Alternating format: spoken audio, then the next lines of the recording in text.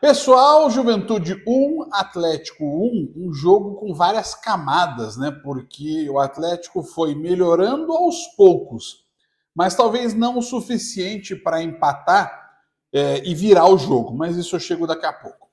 O Cuca escalou um time com uma formação um pouco diferente, né? O Atlético não era tão 4-2-3-1 como joga normalmente, ou 4-3-3, aí depende do gosto do freguês, mas sim no 4-1-4-1, muito semelhante à época do Felipão.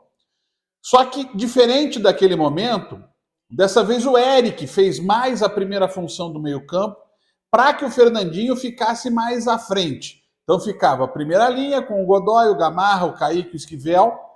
O Eric entra essa linha, e aí, da direita para a esquerda, Coelho, Fernandinho, Christian e Felipinho. E o Pablo na frente.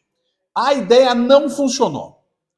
Primeiro não funcionou porque os jogadores das extremas, eles não tinham a capacidade de dar ritmo para a partida. O Felipinho é volante, tem que jogar na dele.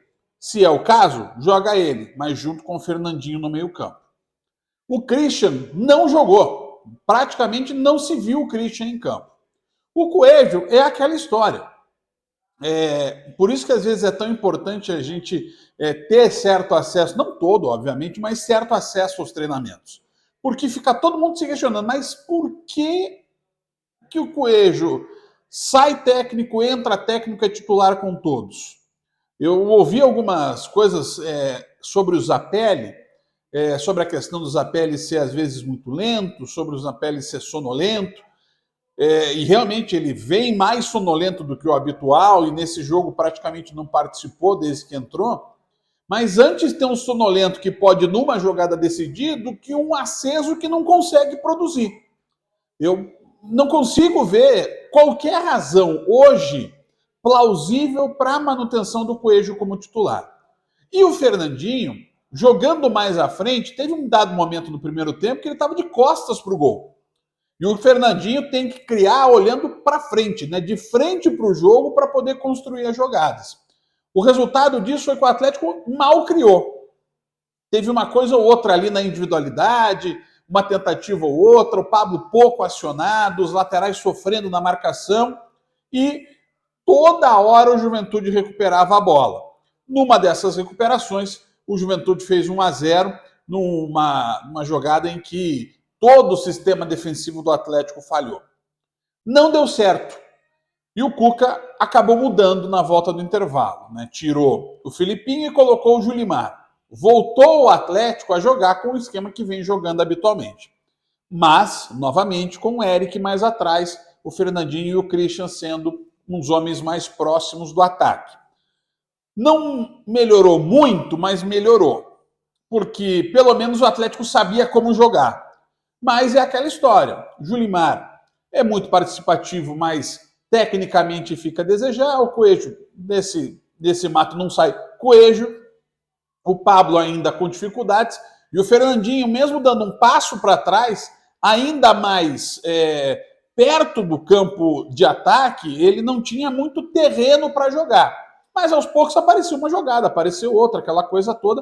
O Atlético foi se encaixando e a cada vez que o Atlético se acertava, o Juventude se retraía. O Juventude tinha receio. Quando muda o Cuca na entrada do Nicão, que já deveria ter entrado na volta do intervalo, eu votaria com o Nicão e Zapelli nos lugares do Felipinho e do Coelho, mas quando o Nicão entra, o Atlético se encaixa. E quando sai o Coelho para a entrada do Zapelli, aí o time arrumou um jeito de jogar. Porque aí o Fernandinho estava mais atrás, fazendo a dupla com o Eric, o Nicão pela direita, o Zapelli pelo centro, o Julimar pela esquerda, o Pablo mais à frente. Quer dizer, o Atlético estava mais estruturado. E mesmo que o Zapelli não tenha sido tão participativo, da mesma forma o Julimar, o time estava encaixado. E aí saiu o gol. Na roubada de bola, o cruzamento do Esquivel e o Nicão, mostrando que nasceu para vestir a camisa do Atlético, buscando o gol de empate. Só que aí o Atlético empata, tem tudo para virar o jogo. O Juventude estava entregue.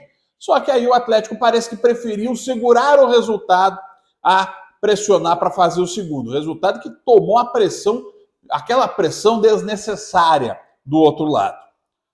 O Atlético ele tem grandes pensamentos para essa temporada, o ano do centenário. Tá na hora do Atlético ser um time mais afirmativo fora de casa. As opções que o Cuca teve, principalmente na escolha do início do jogo, levaram o Atlético a ser muito respeitador do Juventude.